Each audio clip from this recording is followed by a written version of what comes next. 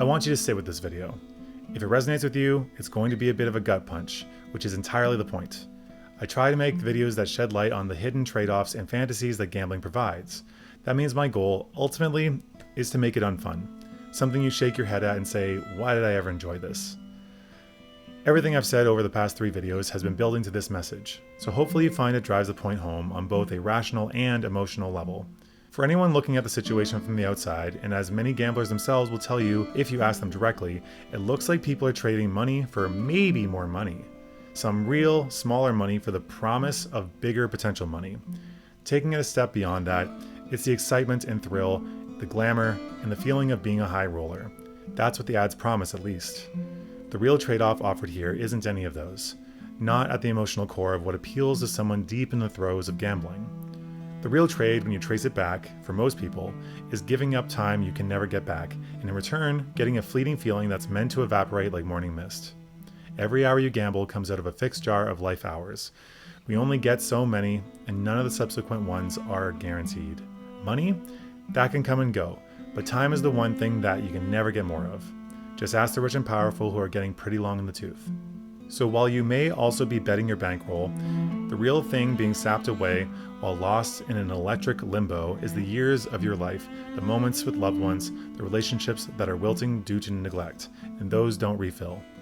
Now, if you're watching this and don't have kids or a family yet, this point might be more relevant. Time only moves in one direction for all of us. The version of your wife or partner that still picks you, she's still here in the present, but that's not guaranteed. She won't wait forever, and once she's gone, she's liable to stay that way. The friends you keep saying you'll call, the body that still works, and the man you still recognize when you look in the mirror, they may feel like they're frozen in amber, but time marches on, people drift, and things that go unmaintained will fall into disrepair, like a classic car left in the elements for years. All of it, a one-way street. And while I'm focusing on what a father is losing, because that window is smaller and more impactful, it's also true for many areas of life for all of us. But unfortunately, nothing you love is frozen in a snapshot while you look away. Let that land for a second before we go back to Marcus. And after highlighting this, hammering it home, it should be clear why the industry hides this. It's very uncomfortable. I get it. Getting this far in the video may have been difficult. And the industry, they think we're all stupid. We're just another rat on a wheel or a pigeon hitting a button for a food pellet. They razzle-dazzle with glamour and the promise of wealth, selling it as money for money, because if you saw the real trade, no sane person would take it. Hey, how about you pay me to steal as much time and attention from you as possible while giving you back as little as possible? Not quite the same proposition, is it? And I know, I may get the odd comment that some people win big, and this may be true.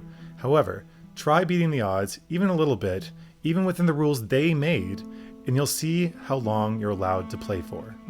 They're quick to ban when you happen to be on the winning side of the proposition. So no, nobody is going to hand over their kid's childhood for an app. Nobody would trade their wife's respect for a 2-minute high.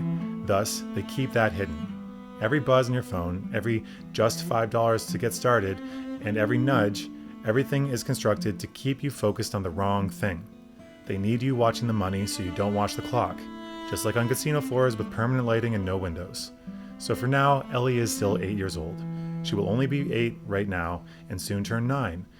The kid she is today, the way she laughs at your silly jokes, the way she runs to you when she's proud of something, that kid will cease to exist in the blink of an eye, replaced with an older one who needs you less by the day and rolls their eyes more. Slightly older, slightly more grown up. Every Saturday you half miss is one specific day with one specific 8-year-old, and nothing you do later can bring you back to here, now, no matter how much you want it. So show up while you can. I know, I'm really hammering this home pretty hard, but sometimes that's what it takes to catch your emotions up with your rational desires. If you're listening to this and thinking, God damn, I gotta change my life, but I've already tried and it didn't stick, then please, reach out. Make this life the version where you pulled back from the brink and took care of this, unlocking the version of yourself who is able to show up consistently while it still matters. Click the link below for a free consultation, just 15 minutes. Here's a sentence I want you to carry around, written somewhere that you can easily access until you've got it memorized. I'm not betting money, I'm betting my kids' childhood, my wife's patience, and the version of myself that people admire. Every bet is a withdrawal from an account I can't refill. From now on, I'm making that trade knowingly or not at all.